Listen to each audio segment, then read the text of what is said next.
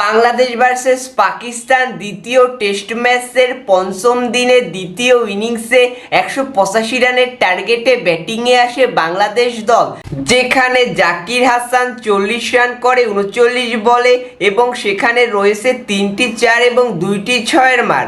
সাদমান ইসলাম 24 run করে 51 বলে এবং সে 2টি 4 মারে। নাজমুল হোসেন শান্ত 38 রান করে 82 বলে এবং নাজমুল হোসেন শান্ত 5টি 4 মারে।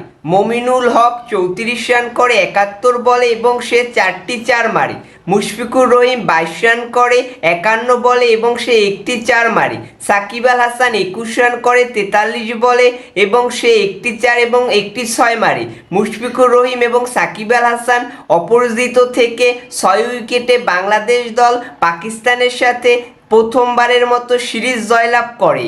বাংলা ওয়াশের মাধ্যমে বাংলাদেশ দল করল নতুন ইতিহাস এবং নতুন করে টেস্ট ক্রিকেটে বাংলাদেশ দল একটি শক্তিশালী দল হিসেবে নিজেদেরকে প্রতিষ্ঠিত করছে। তো আশা করি পরবর্তীতেও এরকম পারফরমেন্স করবে বাংলাদেশ দল এবং ভারতের সাথে যে 2টি টেস্ট ম্যাচ আছে সেখানেও বাংলাদেশ দল ভালো পারফরমেন্স করবে এবং বাংলাদেশি ক্রিকেট ফ্যানদের আনন্দিত করবে।